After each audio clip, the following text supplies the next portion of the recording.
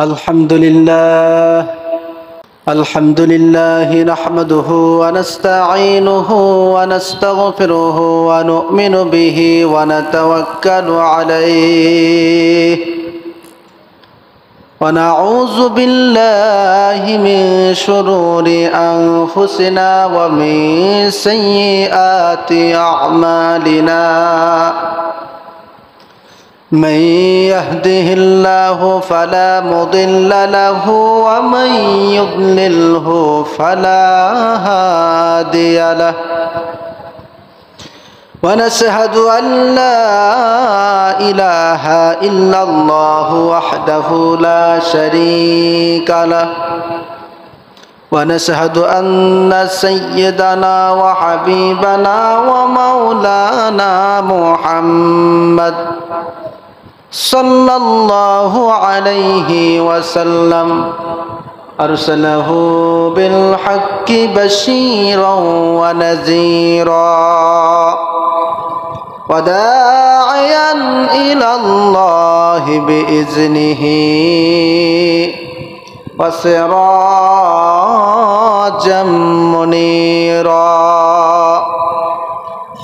أما بعد فأعوذ بالله من الشيطان الرجيم بسم الله الرحمن الرحيم وإنك لعلى خلق عظيم وقال تعالى لقد كان لكم في رسول الله أسوة حسنة إن الله وملائكته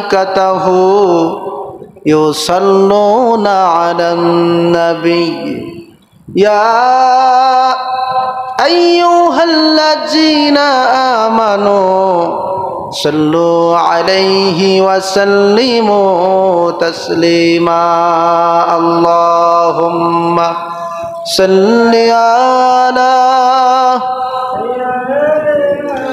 مولانا محمد وعلى آل سيدنا مولانا محمد اللهم شبي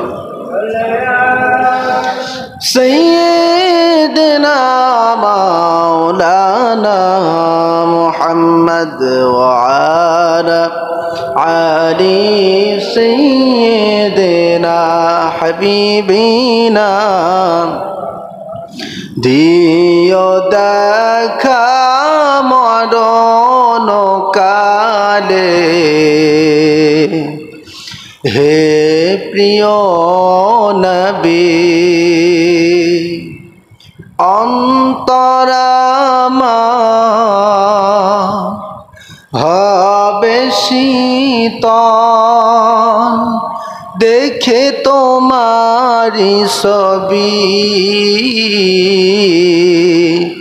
দিও দেখা মরণ কালে হে প্রিয় নবী দিও দেখা মরণ কালে হে প্রিয় নবী তোমায় আমি ভালোবাসি ও গো নবীজি তোমায় ভালোবেসে আমি হতে চাই না জি তোমায় পাবো কেমনে নবী রাত্রি দিন ভাবি অন্তর আমার হবে শীতল অন্তর আমার হবে শীতল দেখে তোমারি ছবি দিও দেখা মরণ কালে হে প্রিয় নবী তোমার প্রেমে পাগল পারা বিশ্বজাহান কুল সাগর নদী পাহাড় পর্বত সুগন্ধিময় ফুল তোমার শানে গায় তারানা শিল্পী ও কবি অন্তরামার হবে শীতল অন্তরামার হবে শীতল দেখে তোমারি ছবি দিও দেখা মরণ কালে হে প্রিয় নবী দিও দেখা মরণ কালে হে প্রিয় নবী আল্লাহ পাক যেন আমাদের সকলকে নবী পাকের দিদার জীবনে একবার হলেও তৌফিক দান করেন বলেন আল্লাহুম্মা আমিন। আমরা সর্বপ্রথম সেই আল্লাহ সুবহানাহু ওয়া তাআলার দরবারে অসংখ্য শুকরিয়া আদায় করি যে মহান রব্বুল আলামিন আমাদেরকে ভালোবেসে পবিত্র জুমার নামাজ আদায়ের জন্য আল্লাহর ঘর মসজিদে সকলের আগে ভাগে এসে বসার তৌফিক দান করেছেন। এজন্য খুশি হয়ে সকলেই বলি আলহামদুলিল্লাহ। আবারও বলি আলহামদুলিল্লাহ। লক্ষ কোটি দরুদ সালাম প্রেরণ করছি আমাদের সেই প্রাণ প্রিয় আখিরি নবীদের শানে, যে নবী যে রাসূল সৃষ্টি না হলে আল্লাহ পাক কিছুই সৃষ্টি করতেন না, সেই মহান নবীর প্রতি প্রাণ ভরা দরুদ সালাম বলছি সাল্লাল্লাহু আলাইহি ওয়াসাল্লাম। হাজরিন, আজ পবিত্র মাহে রবিউল আউয়াল মাসের চতুর্থ জুমা। আজকে জুমার আলোচনার আলোচ্য বিষয় রাসূল করিম সাল্লাল্লাহু আলাইহি ওয়াসাল্লামের বৈশিষ্ট্য ও মুজিজা সম্পর্কে। মহান আল্লাহ পাক এই গুরুত্বপূর্ণ বিষয়ে সংক্ষিপ্ত সময়ে আমাদের সকলের জানার বোঝার এবং বাস্তব জীবনে তা আমল করার তৌফিক দান করুন বলেন আল্লাহুম্মা আমিন। হাজরিন, মহান আল্লাহ তাআলা রাসূল করিম সাল্লাল্লাহু আলাইহি সাল্লামকে অনেকগুলো বৈশিষ্ট্য এবং মুজিজা দান করেছিলেন বলেন সুবহানাল্লাহ। নবীজির অসংখ্য অগণিত বৈশিষ্ট্য এবং মুজিজার মধ্যে এমন কিছু বৈশিষ্ট্য, এমন কিছু মুজিজা আল্লাহ পাক দান করেছিলেন যা অন্য কাউকে দান করেন নাই। সুবহানাল্লাহ। অর্থাৎ আমার নবীজিকে আল্লাহ পাক এমন কিছু বৈশিষ্ট্য, এমন কিছু মর্যাদা, এমন কিছু মুজিজা দান করেছেন যা অন্য কোন নবী রাসূলকেও পর্যন্ত দেন নাই বলেন সুবহানাল্লাহ। আপনারা আমার নবীকে আল্লাহ পাক সেগুলো স্পেশাল দিয়েছেন বলেন সুবহানাল্লাহ। রাসূল করিম সাল্লাল্লাহু আলাইহি সাল্লাম বুখারী এবং মুসলিম শরীফের মধ্যে ইরশাদ করেছেন, নবীজি সাল্লাল্লাহু আলাইহি সাল্লাম বলেছেন, উতিতু খামসাল্লাম ইয়াতাহুন্না আহাদুম মিন ক্বাবলি বলেন সুবহানাল্লাহ। আল্লাহর হাবিব সাল্লাল্লাহু আলাইহি সাল্লাম বলছেন, আমার উম্মতেরা, আল্লাহ পাক আমি নবীজিকে এমন 5টি বৈশিষ্ট্য, এমন 5টি বস্তু, এমন 5টি জিনিস দান করেছেন যা অন্য কোন নবী রাসূলকেও দান করেন নাই। সুবহানাল্লাহ। বৈশিষ্ট্য কয়টি? জোরে বলেন, কথা বলেন, কয়টি? 5টি। নবীজি সাল্লাল্লাহু আলাইহি সাল্লাম বলছেন, প্রথম নাম্বার বৈশিষ্ট্য হলো নুসিরত বির রুবি মাসিরাতা শাহরিন। রাজুলিম মিন উম্মতি আদরাকতুর সালাতু ফাল ইউসাল্লি, বলেন সুবহানাল্লাহ।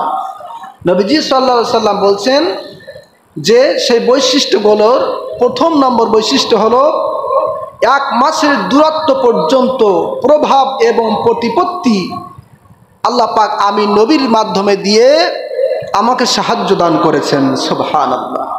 অর্থাৎ নবীজি এখানে আর এখান থেকে 1 মাসের রাস্তা দূরের মানুষের অন্তরের মধ্যে, কলিজার মধ্যে নবীজির প্রেম, মোহাব্বত, ভালোবাসা, আর কাফের হলে তাদের অন্তরের মধ্যে নবীজির ভয়, আল্লাহর ভয় আল্লাহ পাক অটোমেটিক দান করে দিতেন, সুবহানাল্লাহ। দ্বিতীয় নম্বরে রাসূল করিম সাল্লাল্লাহু আলাইহি সাল্লাম বলছেন আল্লাহ তাআলা আমি নবীজির জন্য গনিমাতের মালকে হালাল করেছেন, সুবহানাল্লাহ। আগেকার যুদ্ধ যখন হতো তখন যুদ্ধলব্ধ সম্পদ, যেটাকে গনিমাত বলা হয়, সেটা নবীদের জন্য ভক্ষণ করা হারাম ছিল। কিন্তু নবীজি বলছেন আল্লাহ পাক আমি নবীজিকে গনিমাতের মাল ভক্ষণ করাকে হালাল করেছেন, সুবহানাল্লাহ। তৃতীয় নম্বরে আল্লাহর হাবিব সাল্লাল্লাহু আলাইহি সাল্লাম বলছেন গোটা পৃথিবীটা আল্লাহ পাক আমি নবীজির জন্য, আমার উম্মতের জন্য পবিত্র স্থান তথা মসজিদ হিসাবে কবুল করে নিয়েছেন, সুবহানাল্লাহ। আগেকার যুগের নবীরা যখন কোনো ইবাদত বন্দি করতেন নির্দিষ্ট ইবাদতখানা প্রয়োজন হতো, কিন্তু আমার নবীর উম্মতের জন্য আল্লাহ পাক এই সুযোগ করে দিয়েছেন, তুমি মাঠে আছো, কাজ কামে ব্যস্ত আছো, মসজিদে আসার তোমার আজকে সুযোগ হচ্ছে না, তুমি মাঠেও যদি নামাজ আদায় করো, বাড়িতেও যদি নামাজ আদায় করো, তারপরেও তোমার নামাজ আদায় হয়ে যাবে, সুবহানাল্লাহ। ওজোরের কারণে মাঠে ঘাটে দোকানপাটে সমস্ত জায়গায় নামাজ পড়লে নামাজ কবুল করে নেন কে? আল্লাহ পাক। এটা আমাদের নবীজির একান্ত বৈশিষ্ট্য ছিল। এরপরে চতুর্থ নম্বরে নবীজি সাল্লাল্লাহু আলাইহি সাল্লাম বলছেন আল্লাহ পাক কিয়ামতের ময়দানে, হাসরের ময়দানে আমি নবীজিকে শাফাআত করার হুকুম দিবেন, শাফাআত করার সুযোগ করে দিয়েছেন, সুবহানাল্লাহ।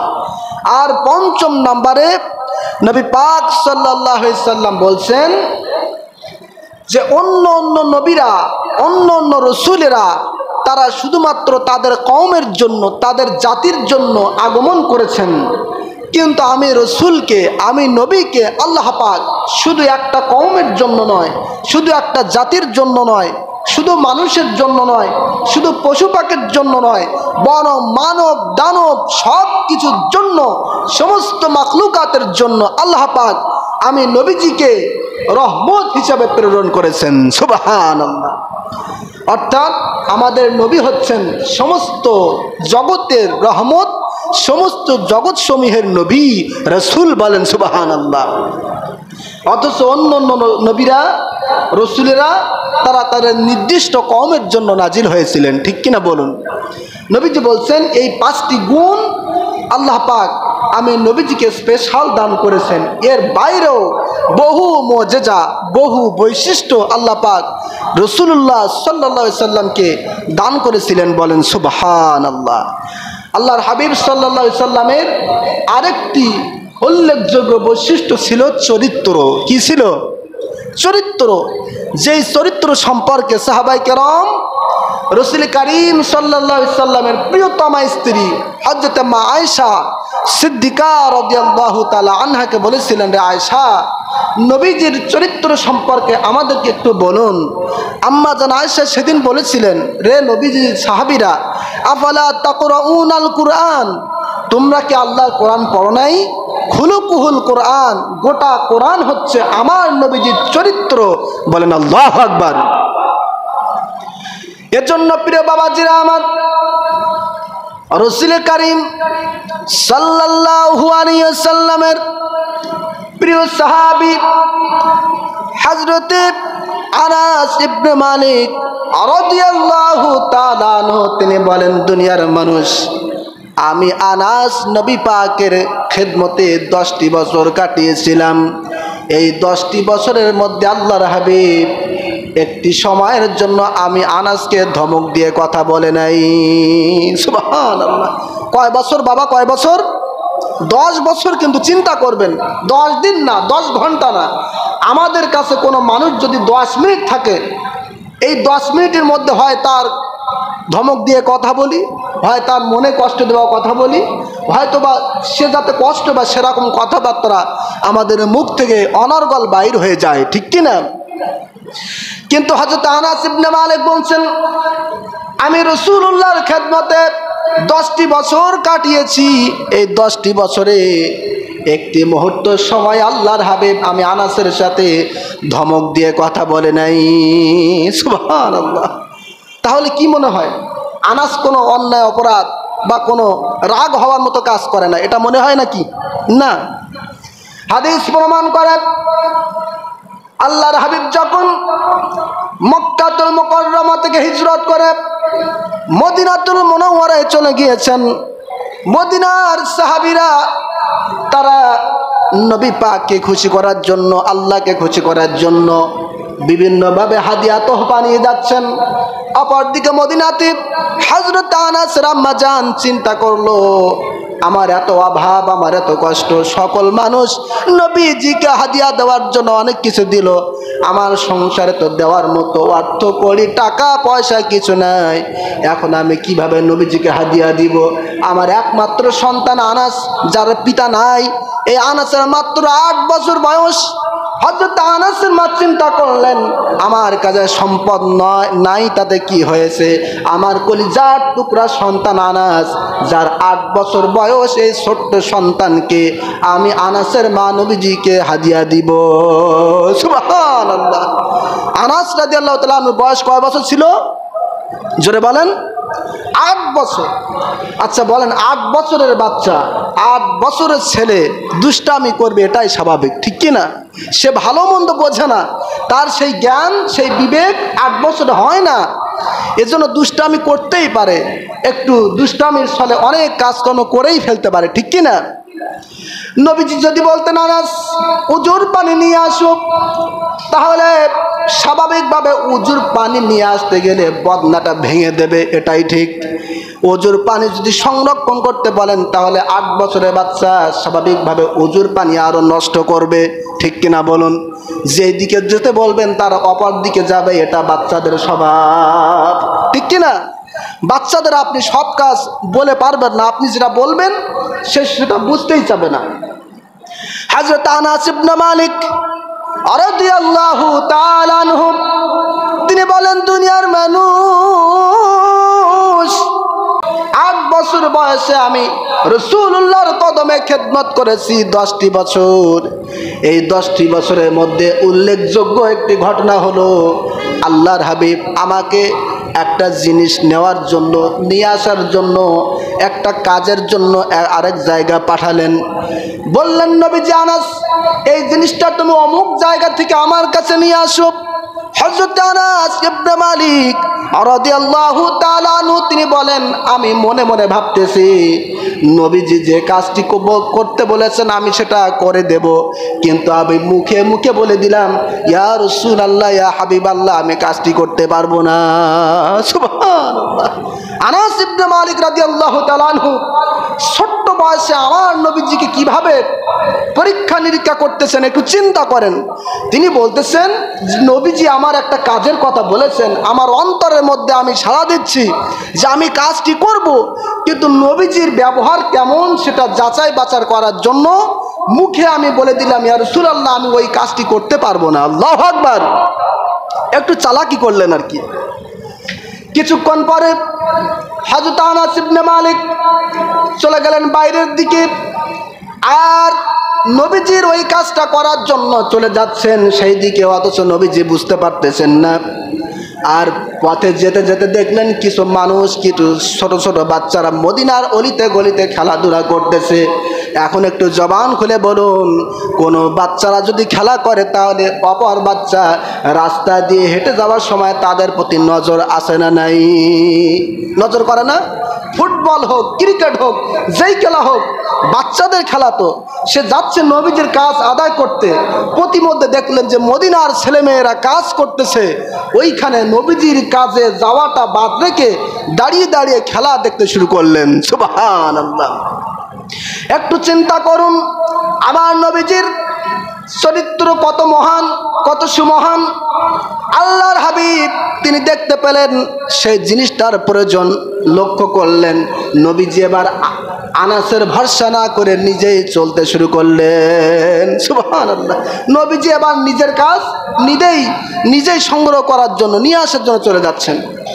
প্রতিমধ্যে দেখতে পেলেন রাসূলুল্লাহর ওই প্রিয় সাহাবী ছোট্ট বাচ্চা হযরত আনাস ওই সময় মদিনার ছোট্ট ছোট্ট বাচ্চাদের খেলাধুলা দেখতেছে। আল্লাহর হাবিব অমনি করে পিছন দিক থেকে আনাসের এই কাঁধের উপরে হাত মোবারক রেখে বললেন, রে আনাস, আমি যে তোমার কাজের কথা বলেছিলাম তুমি কি সেটা ভুলে গিয়েছো? সুবহানাল্লাহ, সুবহানাল্লাহ।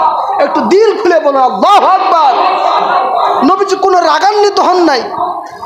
হযরত আনাস রাদিয়াল্লাহু তাআলা তিনি বলছেন, আমি যে এতটা সময় অতিবাহিত করলাম, নবীজির কাজটা সঠিকভাবে আমি করলাম না, আমি বাচ্চাদের খেলা দেখতেছি। নবীজি আমার উপরে রাগান্বিত হন নাই, বরং আমার বাহুর উপরে হাত মুবারক রেখে মুচকি মুচকি হেসে বলছে, আনাস, আমি যে তোমার কাজের জন্য পাঠিয়েছিলাম তুমি কি সেটা ভুলে গেছো? আল্লাহু আকবার।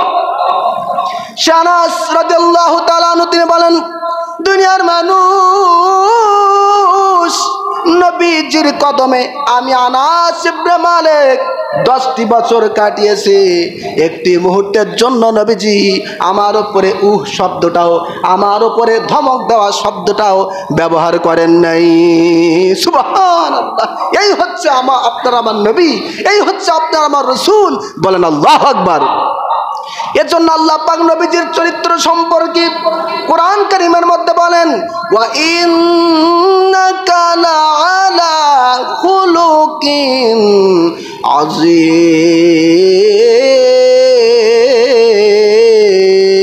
আযীম। আল্লাহ তাআলা বলছে, হাবিব আপনি হলেন সুমহান চরিত্রের অধিকারী, আপনি হচ্ছেন সুমহান চরিত্রের উপরে প্রতিষ্ঠিত। আল্লাহু আকবার। এজন্য সেই রাসূলুল্লাহর জীবন আদর্শ, সেই রাসূলুল্লাহর চরিত্র আমাদের বাস্তব জীবনে পরিচালনা করার, বাস্তবায়ন করার দরকার আছে না নাই? আছে না? আল্লাহ পাক বলছেন, লাকাদ কানা লাকুম ফি রাসূলিল্লাহি উসওয়াতুন হাসানাহ। দুনিয়ার মানুষ শোনো, তোমাদের মাঝে, তোমাদের রাসূলের মাঝে তোমাদের জন্য রয়েছে উত্তম আদর্শ। সুবহানাল্লাহ। অর্থাৎ মুসলমানেরা যেই দিকে যাবে সেই দিকে শুধু দেখবে আমার রাসূল কি করেছেন, আমার রাসূল এই কাজটি করেছেন কি করেন নাই, এটা ইসলাম হালাল করেছে না হারাম করেছেন, আমার রাসূলের আদর্শের সাথে আমার কাজটা মেলে কিনা, এটা যাচাই বাছাই করে তারপরে মুসলমানেরা সিদ্ধান্ত নেবে। ঠিক কিনা বলুন? সম্মানিত হাজিরিন, সেই রাসূলুল্লাহর শান ও মান, ইজ্জত, কদর, মর্যাদা সকলের উপরে বাড়িয়েছেন কে? জোরে বলেন। আমার রাসূলুল্লাহর মর্যাদা এত বেশি, গোটা কোরআনের মধ্যে আল্লাহ পাক 25 জন নবীর নাম লিখেছেন। কয়জন নবীর? 25 জন নবীর নাম এসেছে। প্রায় প্রত্যেক নবীকে আল্লাহ পাক নাম ধরে ধরে ডেকেছেন। আল্লাহ পাক বলেছেন, ইয়া আদম উসকুন আনতা ওয়া যাওজুকাল জান্নাহ। হে আদম, তুমি এবং তোমার স্ত্রী জান্নাতের মধ্যে অবস্থান করো। আল্লাহ পাক বলেছেন, ইয়া নূহ ইহবিত বিসালামিন মিন্না ওয়া বারাকাতিন আলাইকা। হে নূহ, পানি নেমে গেছে, এবার তুমি সালাম এবং বরকত নিয়ে তোমার নৌকা থেকে অবতরণ করো। আল্লাহ পাক বলছেন, ইয়া ইব্রাহিম কদ সাদ্দাকতা রুইয়া। হে ইব্রাহিম, তুমি তোমার স্বপ্নকে সত্যে পরিণত করেছো। আল্লাহ পাক বলছেন, ইয়া জাকারিয়া ইন্না নুবাশশিরুকা বিগুলামিন ইসমুহু ইয়াহইয়া। হে জাকারিয়া, আমি তোমাকে একটি পুত্র সন্তান দান করলাম, সুসংবাদ তোমাকে শোনালাম। পুত্র সন্তান হওয়ার পরে তুমি তার নাম রাখবে ইয়াহইয়া। আল্লাহু আকবার। আল্লাহ পাক নবীদেরকে ডেকে ডেকে বলছেন, ইয়া ইয়াহইয়া খুযিল কিতাবা বিকুওয়া। হে ইয়াহইয়া, তুমি তোমার কিতাবকে, ঐশী বাণীকে আঁকড়ে ধরো। আল্লাহ পাক বলছেন, ইয়া মূসা ইন্নানি আনাল্লাহ রব্বুল আলামিন। হে মূসা, আমি হচ্ছি তোমার আল্লাহ, বিশ্ব জগতের প্রতিপালক। আল্লাহু আকবার। আল্লাহ পাক বলছেন, ইয়া ঈসা ইন্নী মুতাওয়াফিকা ওয়া রাফিউকা। এভাবে করে আল্লাহ পাক কোরআন কারিমের মধ্যে প্রত্যেক নবী রাসূলদের নাম ধরে ধরে ডেকেছেন, ইয়া আদম, ইয়া নূহ, ইয়া ইব্রাহিম, ইয়া জাকারিয়া, ইয়া ইয়াহইয়া, ইয়া মূসা, ইয়া ঈসা। আল্লাহু আকবার। কিন্তু গোটা কোরআনের মধ্যে আল্লাহ রব্বুল আলামিন আপনার আমার নবীজিকে, মায়ার নবীজিকে, রহমাতাল লিল আলামিন নবীজিকে নাম ধরে ডাকেন নাই, বরং আল্লাহর হাবিবকে আল্লাহ পাক লকব ধরে ডেকেছেন। সুবহানাল্লাহ। এটা হচ্ছে আপনার আমার নবীজির একটা উল্লেখযোগ্য বৈশিষ্ট্য। কোরআন কারিমের মধ্যে যত জায়গা আল্লাহ পাক আপনার আমার নবীকে ডেকেছেন, আল্লাহ পাক বলছেন, ইয়া আইয়ুহান নবী ইন্না আরসালনাকা শাহিদাও ওয়া মুবাশশিরাও ওয়া নাযীরা। আল্লাহু আকবার। যেখানে অন্য নবীদেরকে নাম ধরে ডেকেছেন, সেখানে আল্লাহ পাক কোরআনের মধ্যে আপনার আমার নবীকে কি বলছেন? ইয়া আইয়ুহান নবী, ইয়া আইয়ুহার রাসূল, ইয়া আইয়ুহাল মুজাম্মিল, ইয়া আইয়ুহাল মুদাসসির। আল্লাহু আকবার। কত শান, কত মান, কত ইজ্জত, বলেন আল্লাহু আকবার। সম্মানিত হাজিরিন, শুধু তাই নয়, আল্লাহ পাক রাসূল কারীম সাল্লাল্লাহু আলাইহি সাল্লামের নাম তো নিজে ধরেন নাই, বরং তার সম্মানার্থে আল্লাহ পাক দুনিয়ার মানুষদেরকেও বলেছেন, তোমরাও আমার নবীজিকে সরাসরি ইয়া মুহাম্মদ বলে তোমরা ডাকবেন। আল্লাহু আকবার। যেখানে অন্য নবীর উম্মতেরা তারা তাদের নবীদের নাম ধরে ডাকতো কিভাবে? হযরত মূসা আলাইহিস সালামের উম্মতরা বলেছিল, ক্বালু ইয়া মূসা ইন্না লান নাদখুলাহা আবাদাম মা দামু ফিহা ফাযহাব আনতা ওয়া রাব্বুকা ফাকাতিলা ইন্না হা হুনা কাঈদুন। হযরত মূসা আলাইহিস সালামের উম্মতরা বলেছিল, হে আল্লাহর নবী মূসা, তারা যদি ওখান থেকে না যায় তাহলে আমরা ওখানে যাব না, আমরা এখানে বসলাম, তুমি এবং তোমার রব যে যুদ্ধ করো। আল্লাহু আকবার বলেন, নাউজুবিল্লাহ বলেন। এরপর ঈসা আলাইহিস সালামের উম্মতরা বলেছিল, ক্বালাল হাওয়ারিয়ুনা ইয়া ঈসা ইবনে মারইয়ামা হাল ইসতাতিউ রাব্বুকা ইউনাজ্জিলা আলাইনা মাইদাতাম মিনাস সামা। হযরত ঈসা আলাইহিস সালামের উম্মতরা বলেছিল, হে আল্লাহর নবী ঈসা, তোমার রব কি এটা করতে সক্ষম যে তিনি আসমান থেকে খাদ্য নাজিল করবেন? আল্লাহু আকবার। এই সমস্ত আয়াত কারিমা প্রমাণ করে অন্য নবীর উম্মতেরা তারা তাদের নবীদের নাম ধরে ডেকেছেন। ক্বালু ইয়া মূসা ক্বালাল হাওয়ারিয়ুনা ইয়া ঈসা ইবনে মারইয়াম। সেখানে কোরআন কারীমের মধ্যে আল্লাহ পাক আমাদের নবীজির ক্ষেত্রে বলেছেন, লা তাজআলু দুআ আর রাসূলি বাইনাকুম কা দুআ ইবাদিকুম বাদা। খবরদার, খবরদার, তোমরা আমার হাবিবকে, আমার রাসূলকে অন্য নবী রাসূলের মতো মনে করবে না। অন্য নবীর উম্মতেরা যেভাবে তারা তাদের নবীদের নাম ধরে ধরে ডেকেছে, খবরদার আমার রাসূলকে নাম ধরে ডাকবে না। অন্য মানুষের মতো রাসূলুল্লাহকে ইয়া মুহাম্মদ বলে তোমরা ডাকবে না। আল্লাহু আকবার বলুন। সেই নবীজির মর্যাদা কম না বেশি? জোরে বলেন, কম না বেশি? আর একটা কথা বলে আলোচনা শেষ হয়ে যাবে। অন্য নবীদেরকে যখন কাফেরেরা বিভিন্নভাবে যুক্তি দিত, ওই সমস্ত যুক্তির খণ্ডন তারা নিজেরাই করত। যেমন কোরআন কারীমের মধ্যে এসেছে, হযরত নূহ আলাইহিস সালামকে তার উম্মতেরা তাকে বলেছিল, হে নূহ, তুমি তো ভুল পথে রয়েছো, তুমি দ্বীনের দাওয়াত দিচ্ছ, ইসলামের দাওয়াত দিচ্ছ, তুমি ভুলের মধ্যে রয়েছো, তুমি ভ্রান্তির মধ্যে রয়েছো। হযরত নূহ আলাইহিস সালাম বলেছিলেন, ক্বালা ইয়া কওমি লাইসা বি দালালাহ ওয়ালাকিন্নী রাসূলুম মির রাব্বিল আলামিন। না না, আমি ভুলের মধ্যে নই, বরং আমি হচ্ছে বিশ্ব জগতের প্রতিপালক, আল্লাহ তাআলার পক্ষ থেকে রাসূল। বলেন আল্লাহু আকবার। হযরত হুদ আলাইহিস সালামের উম্মতেরা তাকে বলেছিল, হে হুদ, তুমি তো মূর্খ, তুমি তো মিথ্যাবাদী। তখন হযরত হুদ আলাইহিস সালাম তিনি নিজে বলেছিলেন, ক্বালা ইয়া কওমি লাইসা বি সাফাহা ওয়ালাকিন্নী রাসূলুম মির রাব্বিল আলামিন। আমি হুদ, আল্লাহ তাআলার পক্ষ থেকে রাসূল, আমি মিথ্যাবাদী নই, আমি মূর্খ নই। বলেন আল্লাহু আকবার। ঠিক অনুরূপভাবে রাসূল কারীম সাল্লাল্লাহু আলাইহি সাল্লাম তিনি যখন মক্কার কুরাইশদের সামনে ইসলামের দাওয়াত দিয়েছিলেন, তখন মক্কার কুরাইশরা বলেছিল, আপনি তো আল্লাহর নবী নন, এবং যেই কোরআনের আপনি দাওয়াত দিচ্ছেন এই কোরআনও ও আল্লাহর নাজিলকৃত কোরআন নয়, বরং এটা হচ্ছে একটা কাব্যগ্রন্থ। জোরে কর নাউজুবিল্লাহ। একটু বিবেক দিয়ে চিন্তা করুন, যেখানে অন্য নবীর উম্মতেরা তারা তাদের নবীদের উপরে যুক্তি দিয়েছে, তখন ওই সমস্ত নবীরা তারা তাদের নিজেদের পক্ষ থেকে যুক্তি খণ্ডন করেছেন। কিন্তু আপনার আমার রাসূলের ক্ষেত্রে আল্লাহ পাক এমন গুরুত্ব দিয়েছেন যে নিজেকে ওই যুক্তি খণ্ডন করতে হয় নাই, বরং আল্লাহ তাআলার পক্ষ থেকে আল্লাহ পাক সূরাতুল ইয়াসিনের মধ্যে বলেছেন, ওয়ামা আল্লামনাহু শি'রা ওয়ামা ইয়ামবাগি লাহু ইন হুয়া ইল্লা যিকরু ওয়া কুরআনুম মুবিন। হে নবীর উম্মতেরা ভালো করে শোনো, মক্কার কুরাইশেরা ভালো করে শোনো, আমার নবীজির ওপরে যে কিতাব আমি দান করেছি এটা কোনো কাব্যগ্রন্থ নয়, আর এটা কাব্যগ্রন্থ আমি তাকে শিক্ষা দেই নাই, কারণ সেটা নবীজির শোভনীয় নয়, এটা হচ্ছে আমি আল্লাহ তাআলার পক্ষ থেকে নাজিলকৃত কুরআন। আল্লাহু আকবার বলুন।